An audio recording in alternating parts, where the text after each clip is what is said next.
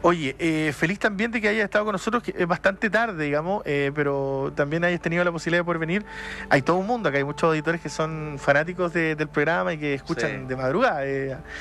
Hay gente que cree que es muy anecdótico, pero hay un Chile que se desconoce completamente. Sí, los nocturnos, hay un mundo paralelo por eso, ¿no? En la noche. Hay un Exactamente. público cautivo, eso es buenísimo. Hay un Chile que tiene opinión, hay un Chile muy bonito, tenemos auditores que son realmente es un aporte importante al programa, por eso que seguramente cuando toquemos este tema más de alguno va a conversar. Bueno, vamos a hablar de varios temas, pero vamos a lo más reciente, que tiene que ver con estas imágenes que estábamos viendo de Vatican News, que ya están en BioBio TV, que tiene que ver con lo que ha ocurrido en las últimas horas, en la última semana. Es un rito, a ver, el fallecimiento del Papa Francisco, sea uno cristiano o no, sea uno católico o no, uno tenga una fe, una religión, una fecha histórica. De hecho, hemos visto cómo diferentes representantes de otros dogmas o de otras religiones han llegado allí también para ser testigos de su adiós, digamos, y de lo que va a ocurrir ahora con el cónclave. ¿Cómo has visto tú, desde tu perspectiva y desde tu expertise, que se está viviendo esto que quizá, bueno, las comparaciones son odiosas, pero el último que ocurrió fue, bueno, el de Benedicto XVI, pero vamos un poco más atrás, Juan Pablo II, y da la impresión que hay otra forma de vivir este tipo de situaciones, de ritos que son muy añosos? Sí, bueno, lo que tú planteas me parece espectacular para abrir la plática a esta hora de la noche, porque creo que esto no es un evento meramente religioso, es un evento público. Y no tiene que ver precisamente con lo público como la opinión pública, sino más bien lo público donde independiente alguien tenga una confesión de fe o no adscriba ningún credo, ninguna religión, pero es un evento histórico y es un evento político. Entonces creo que poner esas dos cosas sobre la mesa primero nos hace ver y pensar justamente lo que tú precedías, de que es un evento que trasciende al parecer a la ciudadanía y lo que llamamos en ciencia política, en historia, en la academia, lo que conocemos como el espacio público, ¿no? Entonces creo que en esa perspectiva, un primer elemento es saber de que esto a todos, de una manera u otra, nos rebota. Ahora, creo que efectivamente hay una tradición católica que hace de que estas fechas no se esperan de que sean tan encima una de otra. Este Papa, en el caso de Francisco, no estuvo tantos años en este cargo. Entonces, me parece que también hay una clave de cómo impacta esto a la ciudadanía, a propósito que un Papa bastante joven en cuanto a los años que estuvo, a los años que permaneció en el cargo. Y lo tercero, creo que también tiene que ver con descubrir que se ha hablado mucho del cónclave, ¿no? Se habla mucho, y al parecer yo creo que se tiende a fosilizar, Mario, la idea de que es meramente el cónclave como una especie de elección. Pero el cónclave, si estamos hablando de ritos propiamente tal, es todo un rito.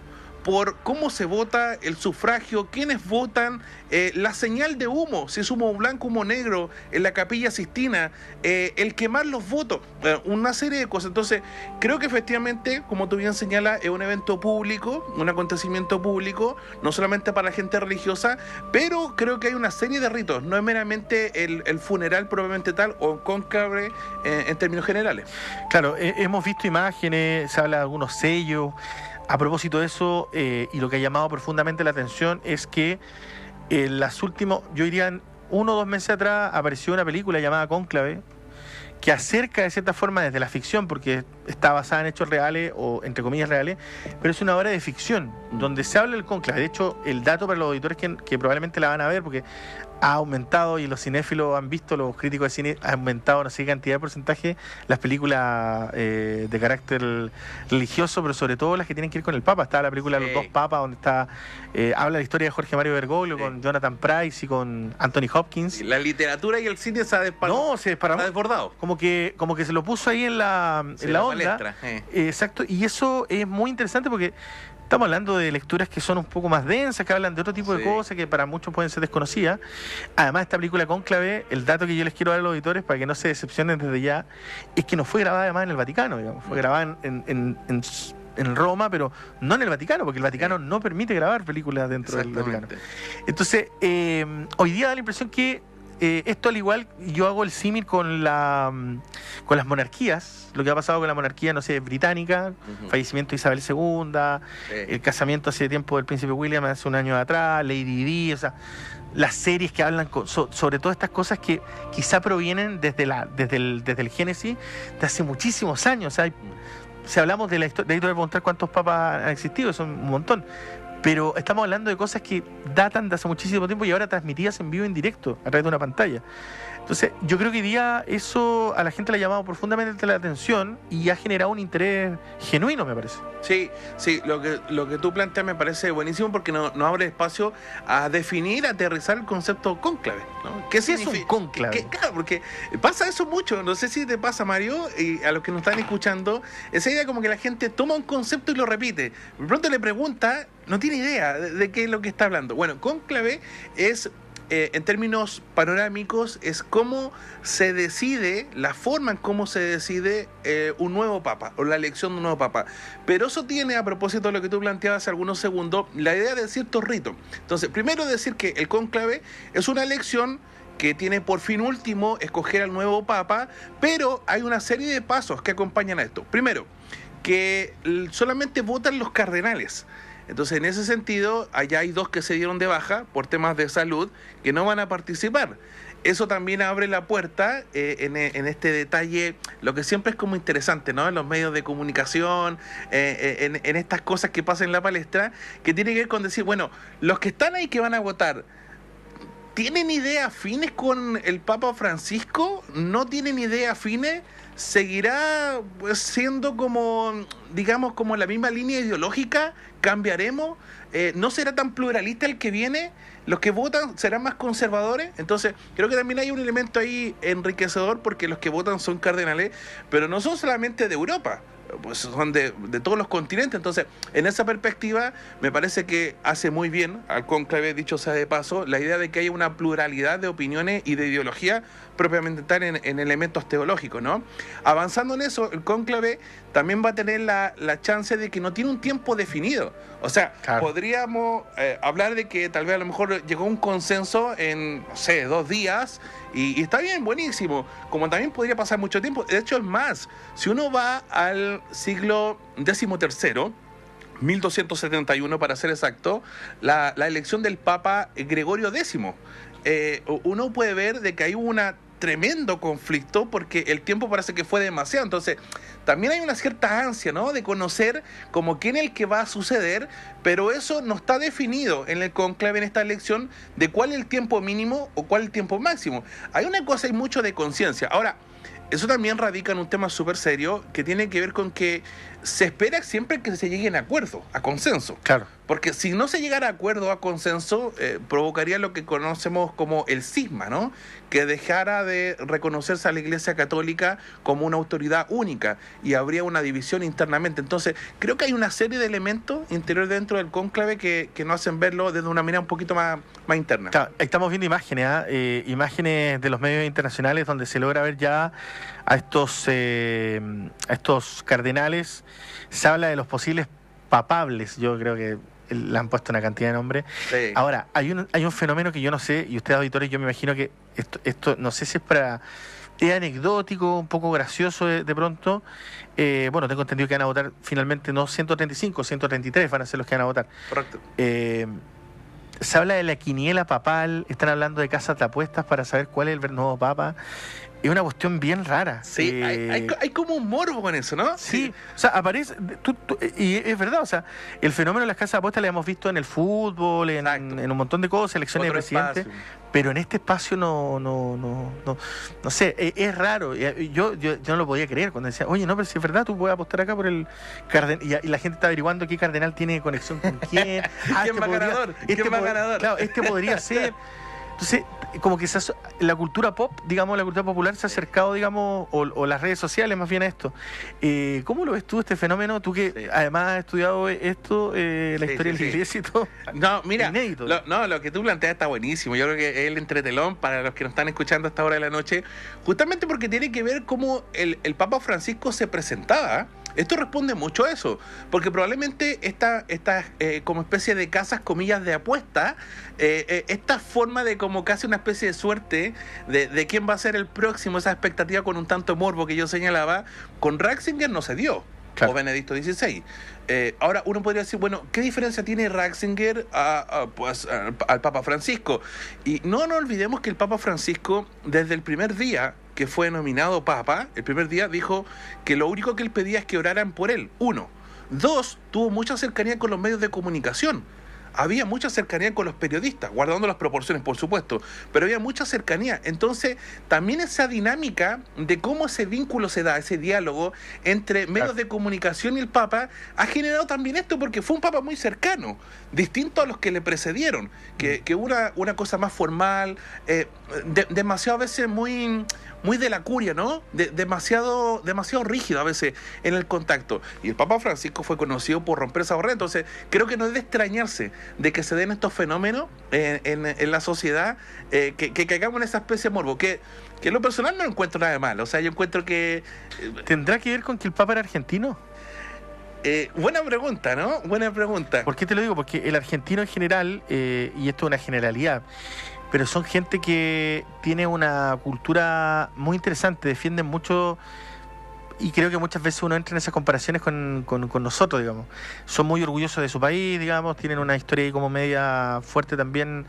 Bueno, él también tiene un vínculo que fue muy criticado por el tema de la dictadura en Argentina. Aparece, de hecho, en esta película de las dos papas, que aparece también ahí como es como una película biográfica de cómo él llega a ser el nuevo papa. Le gustaba el fútbol. Todo un personaje. O sea, era una persona además que era muy cercano como a ese padre como de la villa. De hecho, era un cura villero, le decían, el cura villero, no porque le guste la cumbia villera, digamos, sino que él estaba en la villa, en el barrio. Sí. Entonces, ese tipo de cosas como que eran atributos que uno no veía constantemente. Uno veía la iglesia, veía, y quizás los auditores nos pueden ir comentando y dando su parecer a través de nuestro WhatsApp. Uno la veía media distante, ¿no? Como anillos de oro, y llega este papa y saquemos esto. De hecho, la cruz que cuelga no era de oro, que el común de todos los papas anteriores era una especie como de símbolo, ¿no? Como de decir, bueno, este tiene un honor, ¿no? Este tiene como un respeto, una autoridad. Y qué mejor que una cruz que cuelga de su cuello que sea de oro como símbolo de esa autoridad. Bueno, en el caso del Papa Francisco no era así, nunca ocupó eso. Pues a nivel interno se habla de que habría traído a aquella persona que era de toda su confianza para que le cocinara, de Argentina. Entonces, cuando uno ve esta vía, uno dice, pues es muy propio de lo que incluso uno podría pensar de su teología, ¿no? Su reflexión, digamos, muy de Dios, pero muy al servicio del otro. Claro. Que eso es muy franciscano, ¿no? Claro. Además, termina siendo el primer papa latinoamericano, jesuita, sí. Además, vive en Chile, conoce Latinoamérica, pero nunca viene a Argentina. Sí. O sea, hay algunos secretos que nunca se van a conocer finalmente, más allá de lo que aparezca después en los textos de conversaciones que son muy incomprobables, digamos, a no ser que la hayan grabado. Oye, quiero seguir avanzando y preguntándote también por cuáles son los pasos del cónclave. La gente quizás no lo conoce bien.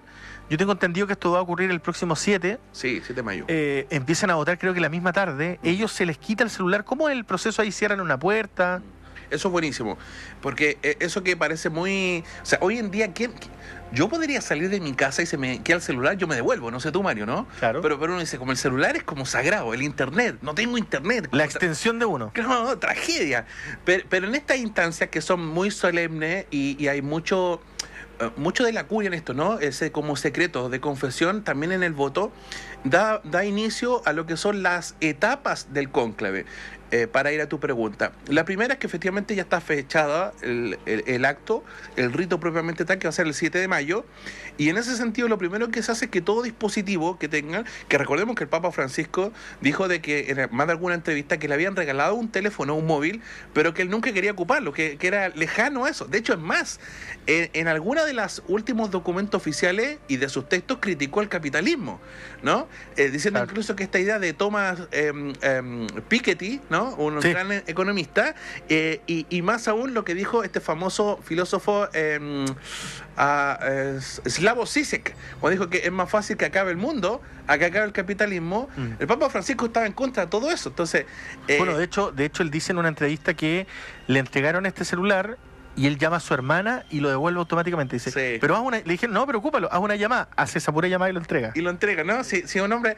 En eso creo que es muy valorable, ¿no? De convicción. Ahora, tomando ese ejemplo, lo digo porque esto que es tan rudimental, tan como muy práctico para una dependencia del móvil, en este caso está prohibido. Al momento que entra en la primera fase o la primera etapa del cónclave es que están absolutamente alejado de todo lo que tiene que ver con dispositivos digitales, celular, pues computador, lo que sea. Tampoco pueden tener acceso a la internet mientras tienen las votaciones. Se cree que, como ya señalaba hace algunos minutos, que se espera que haya un acuerdo importante, dado que muchos de los cardenales fueron nombrados, señalados por Francisco. Entonces, en ese sentido, se esperaría de que haya una especie de consenso, diálogo medianamente rápido, o sea, que esto no dure semanas, ¿no? Que podría ser. Entonces, esta es una primera etapa. Se habla de 3 días. O sea, sí. A promedio. Promedio, ¿no? Siempre son entre 2 a 3 días, que sería como lo normal para un proceso rápido. La segunda etapa tiene que ver con que los votos se queman. Los votos, el papel, el documento, por decirlo así, para los auditores que nos están escuchando, se quema, no queda registro, no queda evidencia de eso. Y en la Capilla Sixtina sale un humo blanco o humo de otro color que no sea blanco, y eso identifica si efectivamente una especie de símbolo, de ritual, si ya estamos listos, tenemos nuevo papa, al salir humo blanco, o de lo contrario significa que sigue en proceso. Entonces, el hecho de quemar el voto también es muy propio del ritual y es una de las fases de la etapa del cónclave. Y la tercera etapa tiene que ver ya con lo público, ¿no? Cuando la figura del papa ya es presentado, este nuevo papa, y también creo que hay una etapa inicial que a veces no la comentamos mucho, que tiene que ver con estas pequeñas reuniones, ¿no? Con estas congregaciones que se están dando. Hay mucha gente que me ha preguntado y me ha dicho, ¿qué son estas reuniones que se están dando antes del cónclave? ¿Por qué llegaron antes? ¿Por qué conversan? Bueno, las congregaciones, que es como la etapa previa, diríamos, ¿no?, del cónclave, tiene que ver con discutir temas de cómo vemos la iglesia o cómo la iglesia se va a parar de cara al futuro. Por ejemplo, ¿qué va a pasar con la iglesia en tema de migración? ¿Cuál es la opinión de la iglesia en tema de migración? Porque a la hora de escoger un papa no es meramente escoger un líder, sino también, bueno, ¿vamos a seguir con el mismo modelo? ¿Nos vamos a retraer un poco? ¿Nos vamos a volver muy conservador, claro, como Ratzinger? Claro. ¿No? Entonces, estas discusiones previas que tienen que ver con lo que se denomina las congregaciones, tiene ese perfil. ¿Qué va a pasar con la figura de la mujer en la iglesia? ¿Va a tener un rol? ¿No va a tener un rol? Claro, de hecho, el Papa Francisco en algún momento hablaba de que era necesario que la mujer estuviese en el Vaticano. De hecho, él... No recuerdo si había un equipo directivo que trabajaba con él, que eran solo sacerdotes hombres, los cambió, puso 5 mujeres, un sacerdote. Hizo varias cosas que ahora podrían ser quitadas de cuajo, digamos, ¿no? Sí. Y claro, esa podría ser como la gran... le hemos preguntado incluso al cardenal Chomalí, que conversó con nosotros en exclusiva cuando termina enterándose la noticia del fallecimiento, y el gran desafío que tendría la iglesia en este caso es como tener un camino claro. Que eso yo creo que uno dice, no, pero si es súper fácil. No, yo creo que es lo más difícil. Es lo más difícil. Porque la elección va a depender directamente de estos cardenales. Y lo otro, yo creo que más de algunos deben tener algún tipo de consenso. O sea, una vez que fallece, o sea, yo creo que es un poco ilógico pensar que no deben tener un grupo de WhatsApp los que son más cercanos, aunque pueda ser algo muy, digamos, entre amigos. Sí. Yo creo que se da en la alta esfera. Comunicación, por supuesto. Yo creo que debe haber ya algo más o menos claro. Sí, yo pienso igual que tú en ese a priori, no cayendo en ese prejuicio, pero creo igual que tú que muchos de ellos se conocen, ¿no? Que son cartas frecuentes, muchos que son figuras que llevan muchos años en la figura de cardenal, porque recordemos que no todos tienen esa figura fresca, ¿no? Como que es lo novedoso que han sido nombrados hace poco, por ejemplo, como Monseñor Chomalí. Hay muchos que llevan muchos años, entonces está ese contacto. Ahora, también lo que tú planteas me parece un tópico que es súper interesante que los auditores también lo sepan, porque creo que también tiene que ver con la repercusión de la Iglesia Católica a otro espacio geográfico, porque el Papa en este caso era latinoamericano. Ok, el Papa podría haber sido europeo, como fue el caso de los anteriores. Pero ¿qué pasa si el Papa fuera asiático? Bueno, se habla de un Papa filipino, digamos. eso sería interesante. Filipinas, que tiene uno de los países más católicos de esa zona. Entonces, esos elementos no es meramente, entonces, como yo decía al inicio de la plática, no es meramente una elección dogmática, religiosa, sino también hay una discusión ahí política, ¿no? Porque en el fondo uno podría decir, bueno, en ese continente nos conviene que la Iglesia Católica tenga más presencia, menos presencia, tal vez hay ciertas aristas que a lo mejor no están cubiertas. Claro. Entonces creo que eso también me parece que y hay un tema que acá hay un auditor que me dice, bueno, que generalmente no son democráticas porque están dirigidas por el Espíritu Santo, dicen algunos, claro, porque se supone que ese es como el elegido por la misión, como que cada uno de estos cardenales entra como en reflexión. Sí. Y le llega alguna señal, como ya, este es el lugar por el que vamos a ir. Ahora, claro, yo creo que eso va a depender, digamos, de la fe que tenga cada uno, pero lo interesante de todo esto es que a esta altura, dice, a esta altura de jerarquía y poder no es necesario tener celular. Sí, yo estoy de acuerdo, pero yo me refiero a que todos han utilizado la tecnología para poder comunicarse. No, total. Y uno los ve, de hecho, uno los ve a los cardenales, algunos incluso fumándose un cigarrillo, hablando por teléfono, o sea, deben tener algún tipo de comunicación, eso es obvio. Además que no solo se está eligiendo, por eso que los auditores tienen que tener claro, no solo se está eligiendo a alguien de la iglesia que ya, no, yo no tengo nada que ver con esto. Es un Estado, además. Es un Estado. Porque el Estado Vaticano es el Estado Vaticano. Hay un Banco Vaticano, es un Estado, pues, una figura, y no hay que decir algo. Nosotros tenemos mala memoria porque uno dice, pero ¿a qué le importa a Chile esto? Yo le recuerdo a los auditores que el año 78 el Papa Juan Pablo II intercedió para que no ocurriese lo que podría ser una catástrofe geopolítica como lo que ocurrió con Argentina, el conflicto del Beagle. Tal cual. Entonces decimos, bueno, no, y eso tiene que ver con a lo que quiero llegarte ahora, la separación de la Iglesia y del Estado. ¿No? Tú estás realizando una investigación respecto a eso, ¿no? ¿Has publicado? Sí, acabo de publicar un primer trabajo que tiene que ver como con el primer esfuerzo de la separación Iglesia-Estado, que lo vamos a platicar, que es tolerancia religiosa, durante el siglo XIX, y ahora en septiembre, que es la fecha donde generalmente ya es firme la celebración, la conmemoración de la separación Iglesia-Estado, la Constitución del 25, va a salir un nuevo libro de mi autoría, donde soy el editor general de ese trabajo, que se llama Separación Iglesia-Estado 100 años después. Y esperamos, bueno, que tenga muy buena difusión, pero lo que tú planteas, que es como el tema conceptual de la Iglesia-Estado, creo que es un tema que uno también lo mira. Claro, como yo no soy del 25, tú tampoco, tú eres más joven que yo creo. Sí. Sí, yo pensé que decir que no. No sé qué tanto, yo soy del 92. Del 92, yo soy del 90. Mira, estamos cercanos. Estamos ahí. Y creo, Mario, eso que uno a veces da las cosas por sentadas. Uno dice, bueno, es normal ver el día domingo que anda gente con el megáfono, pues, predicando, hablando, evangelizando, como tú quieras llamarlo, ¿no? Es normal que una persona, parece que a veces en una misma cuadra, una calle, un pasaje, hay 3, 4 iglesias. Uno dice, oye, pero a veces son iglesias que se mantienen con 4 o 5 personas. ¿Qué pasa acá? Bueno, eso responde a dos problemáticas. La primera es que Chile, a través de la Constitución de 1833, puntualmente el artículo número 5, siglo XIX, prohibía el ejercicio público de otra religión que no fuera la católica, apostólica romana. En otras palabras, se arrastró desde la época de la colonial, de la colonia, que la religión oficial fuera la católica. Modelo español. Modelo español, ¿no? Muy de conquistador. Entonces, en esa perspectiva, se lucha para que la Carta Magna, o sea, el documento jurídico de la Constitución, establezca aquello. En ese sentido, en 1865 se establece lo que se conoce la ley interpretativa. La ley interpretativa lo que garantiza es de que el credo oficial de Chile sigue siendo el católico apostólico romano, pero permite que en lo privado estos grupos disidentes o evangélicos, diríamos hoy en día, protestantes, pueden practicar su propia liturgia, su propio culto. Sí, muchos más, porque muchos más. Hay muchas religiones más que han llegado a nuestro país. Total. Sí. Por eso que en historia se conviene hablar más de disidentes, ¿no? Así lo llaman, como aquellos que no son católicos, porque hay una pluralidad de religiones. Y en ese sentido, el primer esfuerzo que se da de tolerancia es 1865. Después, para ir rápido, finalizando el siglo XIX, entre 1881 y 1884 se da lo que se conoce como la ejecución de las leyes laicas. O sea, que persona que sea católica o no católica tenga derecho a sepultura. Persona que sea católica o no católica tenga derecho a matrimonio civil. Y que todo eso esté amparado por un gran aparato estatal que se llama registro civil. Eso es lo que conocemos como leyes laicas.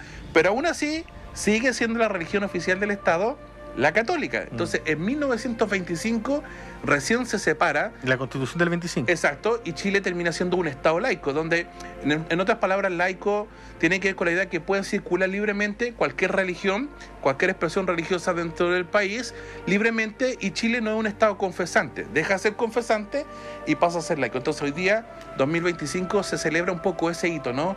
Histórico, político, religioso. Yo sé que la pregunta que te voy a hacer puede ser un poco polémica, pero Chile es un país religioso, ¿no? Totalmente, totalmente. Y religioso, ojo, no digo católico, digo religioso, porque hemos visto cómo, lo que dices tú, la proliferación de muchas iglesias que aparecen en lugares muy sencillos, lugares donde hay precariedad del propio Estado, digamos, y eso lo hemos visto. Hay gente que se ampara en la fe para poder, digamos, seguir viviendo, y eso es respetable, porque la gente también tiene derecho a creer lo que estime conveniente, digamos. Es parte de la libertad de las personas. Pero somos religiosos en el sentido de que hay un bagaje o tú has visto que hay un declive, al menos desde el punto de vista, quizá no de la religión, quizá de la fe.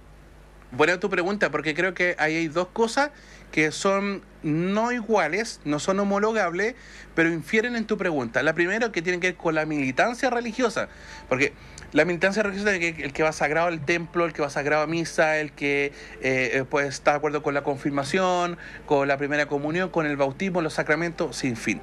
Y está el otro que dice, mira, yo creo en Dios, que eso es muy propio. Yo creo que los que nos están escuchando hasta ahora, tal vez alguien se identifica y dice, pero yo no creo en la institucionalidad, ¿no? Sí. Mi problema es con la institucionalidad. No creo en la iglesia. Claro, mi problema no es con Dios. Mira, no tengo muy claro qué es lo que será eso, pero mi tema es con la autoridad, la institución, como que ahí yo tengo una alergia. Ese es mi problema. Ahora, yo tengo una pregunta. No, por favor, para eso estamos. Dicen, yo estaba leyendo algunos textos, dicen que todo el mundo es creyente. ¿Por qué te lo voy a decir? Porque cuando está en la adversidad, en momentos muy complicados, o sea, para que alguien siempre le pide ayuda a alguien. En el sentido de algo que, por favor, que alguien que algo me ayude. Sí. Como que en la dificultad, estamos hablando de la dificultad. Obviamente un problema para una persona puede ser un chiste para otra. Pero como que da la impresión que está eso, o sea, como que alguien cree en algo pero no sabe qué. Entonces, como que la creencia se separa un poco ahí de... Sí. ¿Será tan así o no? Mira, piensa tú que aunque bueno, es organizada la encuesta por la Universidad Católica, la Pontificia, pero una encuesta muy respetable, dicho sea de paso, que es la encuesta Bicentenario. Y se han dado cuenta, en la última encuesta Bicentenario que se realizó, de que hay más o menos cerca de un 20% que se considera iglesia evangélica, protestante. O sea, estamos hablando un quinto de la población. Y siempre fluctúa entre el 18 y el 20. La gran preponderancia es católica. Y hay un pequeño segmento de la población en términos generales de que no escriban ningún credo. Pero por eso me parece tan atractiva tu pregunta, Mario. Porque una cosa es que, bueno, yo diga, bueno, me identifico con algo, ya, pero no militan a veces en un templo. Entonces, ¿todos tenemos una creencia? Yo creo que sí. Solo que no es reflejar una militancia. Claro. Hay gente, ejemplo, que no le importa el bautismo. Está bien, es normal, es la decisión de cada uno. Yo creo que esa idea de liberalismo político en esa dimensión puntual, en esa dimensión de que la gente pueda creer lo que quiere y también respetar al que no cree, yo creo que eso en pleno siglo XXI debe tener mucho valor. Yo nunca había escuchado eso de militancia religiosa. Está bueno el concepto, porque uno habla de militancia política. Claro. Oye, nos quedan algunos minutos, quiero aprovechar también a preguntarte, porque queremos, bueno, la próxima semana te curso la invitación desde ya para que estemos atentos, porque la próxima semana vamos a estar justo en el del cónclave. No, feliz de acompañarte, un placer. Hay algunos auditores que siempre nos entregan algunas preguntas. Claro, acá dicen el debate agnóstico versus ateo. Hay unos en YouTube muy buenos, algunos que son más filósofos y empiezan ahí una discusión bien... Sí. Y discusión de nunca acabar además. Porque, no, claro, eterno. Sí, pero yo creo que más allá de eso es importante lo que mencionas tú, como de lo interesante que es revisar algo que para muchos no les puede parecer tan atractivo, pero desde la historia, desde el texto, desde lo que significa la figura del Papa, que el Papa, no hay que olvidar algo, auditores, hay guerras que se pelearon lideradas por un Papa. Literal. El ejército del Papa, digamos. Después hubo un Papa que estuvo en Italia. Recuerdo que hay una historia de 3 papas, ¿es real eso, no? Sí, algo de eso hay. Hubo 3 papas en un momento, un papa que se llamaba el Papa Niño, que era un papa Benedicto, no recuerdo el Benedicto IX parece que era un papa que se casó, después se aburrió porque quiso volver a ser papa.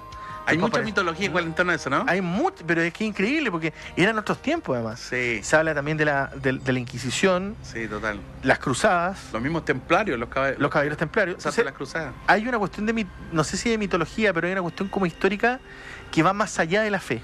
Sí, sí, mira, eso creo que también está buenísimo.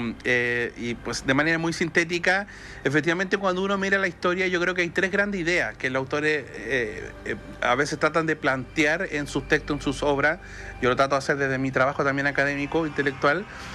Y para los que no escuchan, yo creo que es sumamente relevante decir algo relevante en términos sencillos, pues muy, muy práctico. Y tiene que ver con que la historia nos enseña primero que la Iglesia Católica ha tenido transformación y cambio.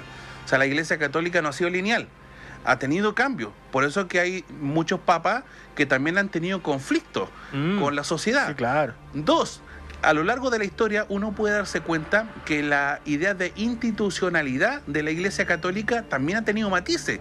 De hecho, en la época medieval, el medioevo, la Edad Media, como queramos llamarlo, la Iglesia Católica era la autoridad, ¿no? Bueno, de hecho, Y en la sabe- modernidad es un giro como a la razón, al bueno, ser humano. tiene que ver tiene que ver también con el conocimiento, Total. tiene que ver con la universidad. Acuérdate que al principio las primeras universidades eran dictadas por la iglesia, digamos. Sí, sí. Muy medieval eso, Muy ¿no? medieval, no, era todo bueno, las primeras mujeres que llegaron a poder estudiar, hay Sí. unos registros en el Reino Unido, no recuerdo si fue la Universidad de Cambridge o que eran de las más añosas. Claro, todo estaba centrado en eso y había poca oferta, digamos, si nosotros estábamos terminando cuarto medio en la Edad Media, había poco que estudiar, o sea, o era abogado o médico o ligado a la iglesia. O digamos. locución. O locución. Pero era, o sea, ese tipo de paralelismo es interesante verlo. Sí. Hasta que llega un momento de la época de la Ilustración, digamos, la época más ligada a los grandes pensadores, Sí, sí, que, siglo fueron, XVIII. que fueron bastante demonizados por lo demás, fueron perseguidos. No, total. Entonces, Sí. ahí está como esa dualidad de que en algún momento la iglesia también tuvo unos pasos medio cuestionables. De hecho, piensa Mario que Concilio Vaticano II, siglo XX, o sea, que a la vuelta de la esquina, o sea, muy cerca, justamente la Iglesia Católica, lo que tú planteas es como que asume y dice, bueno, hay cosas que no podemos seguir haciendo. Uno, la misa en latín no va más. No va más Se porque... actualizaron. No, claro, porque dice, o sea, si llevémoslo al terreno nuestro, ¿no? Si estamos en Chile y hablamos español, la gente no habla latín, es una lengua muerta. Entonces, ¿cómo voy a impartir una Bueno, liturgia? y además se da y además vamos al punto, llevémoslo al marketing. Llevémoslo como si tuviésemos un CM. El CM de la iglesia dice, oye, ¿sabes qué? La estamos haciendo todo en latín y resulta que las métricas me están diciendo que el Islam está... Hay una competencia, me da la impresión, en Total, algún momento, ¿no? total. Porque una cosa es el poder y lo otro es tratar de llegar a todo el mundo. ¿Cómo llega? Latín está medio complicado. Por eso es Complicado. que se empiezan a hacer en castellano antiguo, tengo entendido. Exactamente, y los mismos textos sagrados, o lo que entendemos como Biblia, diríamos, ¿no? También ya dejan de tener esa idea de otro idioma que no sea el propio, o lo que llamamos técnicamente lengua vernácula, ¿no? Nuestro propio idioma. Por eso que aparecen un montón de Biblia en español por esa misma idea. Entonces, yo creo que ahí también, tal vez le podemos dar una vuelta, también otra oportunidad, pero creo que hay algo interesante. La Iglesia Católica en el Concilio Vaticano II asume y dice, bueno, hay cosas que ya no van, ¿no? O sea, Claro. que o las cambiamos o vamos a quedar un poquito desfasados. ¿Habrá pronto algún concilio parecido a ese o no? Buena pregunta. Yo creo que... ¿Sabes por qué te lo pregunto? sí. Porque hay una señal clarísima de la iglesia que fue la beatificación de Carlos Acuti. La gente va a decir, ¿pero quién es Carlos Acuti? El influencer de Dios. Sí. Así le han Fue llamado. revolucionario eso. Pero el influencer de Dios. Sí. La iglesia hablando de influencers. Ojo ahí. O sea, esto podría decir que, claro, bueno, a él se le atribuyen algunos milagros que fueron... incluso hay uno acá en Chile y en otras partes. Y se supone que el 27 de este mes iba a ser digamos, iba a ser presentado como santo. Esto creo que ya se corrió, va a ser para el próximo Papa. Sí se modificó. Sí, pero ahí estamos hablando de un cambio. Pues, No, total, po. Y eso es público. sí, pues. Eso es público. O sea, alguien que crea o no crea, adscribe una religión o no, pero hay una connotación pública, porque alguien pensaría que alguien, un influencer, un youtuber, cualquier sinónimo... Claro, parecida- él es más atrás del YouTube, porque en realidad le pusieron así como para darle... Claro, él subía contenido a redes sociales que en esa época no eran tan visibles, pero él siempre estaba con una cámara, Sí. intentando difundir el mensaje de Dios y qué sé yo, y eso llamó profundamente la atención. Además, hay todo un tema con su cuerpo que, claro, hay la gente que hay unas imágenes que no las vamos a mostrar, no vamos a alcanzar, pero imágenes donde se ve él reposando ahí. Obviamente ese es una máscara de su cuerpo, no es su cuerpo propiamente tal, porque hay técnica muy avanzada ahí para poder mantenerlo ahí, porque dijeron que lo habían encontrado totalmente impoluto, digamos, estaba... Entonces hay ciertas cosas bien interesantes ahí que están en el misterio, pero que a la gente también le importa, desde el punto de vista, no sé si la palabra es la copucha, pero sí desde lo anecdótico. Y piensa, ¿dónde sucedió eso? ¿En el papado de quién? Claro. Estamos hablando de un papa reciente. Sí, claro. Entonces, cuando uno mira eso, y ni hablar de temas morales, oye, que esto es algo que a veces se piensa como que está como anticuado. O sea, además que el más cercano tengo el pensamiento de que el más cercano de la edad de él, Domingo Sabio. Ajá. Los salesianos, ¿no? Uh-huh. Hacia atrás. Laura Vicuña, quizás, pero uno como cercano en este siglo, bueno, es Alberto Hurtado, digamos. Claro, chileno. Sí, como una figura parecida. Pero un joven así, sí, no. Que aparece con una cámara. Muy vanguardistas. Con las zapatillas Nike. Zapatillas Nike. No, ¿y tú has visto el féretro, no? Sí, sí. Está vestido como un muchacho que está saliendo mañana a caminar después del colegio con los amigos. Entonces, hay señales ahí que también buscan, de cierta forma, una opinión personal, que buscan también conectar con ese mundo que quizá la iglesia ha detectado que no está tan en sintonía. Total, pues hay un público, diríamos, que no está cautivado, con un cierto eufemismo, ¿viste? Diríamos, ¿no? Pero hay un público que no está cautivado. Uno empieza a hacer clic y se da cuenta que hay tantas cosas que se deciden. Es como una vez un colega acá nos decía: revisa las historias del mundo y te darás cuenta que muchas de las grandes guerras, de los grandes conflictos, no se han decidido más porque una persona no le dio la mano a otra. O sea, por algo tan... Oye, no me saludó, vamos a atacarlo este tipo. Guerra. No, es tremendo. Benjamín, muchísimas gracias por haber estado con nosotros. Te dejamos cursar la invitación para la próxima semana para poder hablar del cónclave. Feliz. Yo creo que mucha gente disfrutó. Hay muchísima gente en internet hasta ahora escuchándonos en la señal online. Y eso habla que también hay un interés por este tema. Así que te dejamos la... No, feliz, un placer. ¿Dónde podemos encontrar tus escritos, tus columnas? Directo, en mis columnas escribo semanalmente. Soy columnista regular del Desconcierto del diario. Directo en la página web www.desconcierto.cl, y mis textos, mis manuscritos, lo que he publicado en el último tiempo a propósito de esto, tolerancia religiosa, lo pueden encontrar por Escaparate, edición Escaparate, www.escaparate.cl. se llama David Trumbull y la construcción de tolerancia religiosa. Y feliz que nos veamos la otra semana, así que un placer, Mario. Vamos a ir a la pausa, 1:59, es el trasnoche de la radio, estuvimos con Benjamín Escobedo. Oye, realmente se encendió en las redes sociales, Están preguntando de tus redes sociales, las voy a estar contando. Por favor. Oye, nos están hablando también de que hasta ahora se está percibiendo un sismo en Iquique, Vamos a estar con eso a la vuelta. Vamos a las noticias, ya regresamos. Gracias, Benjamín.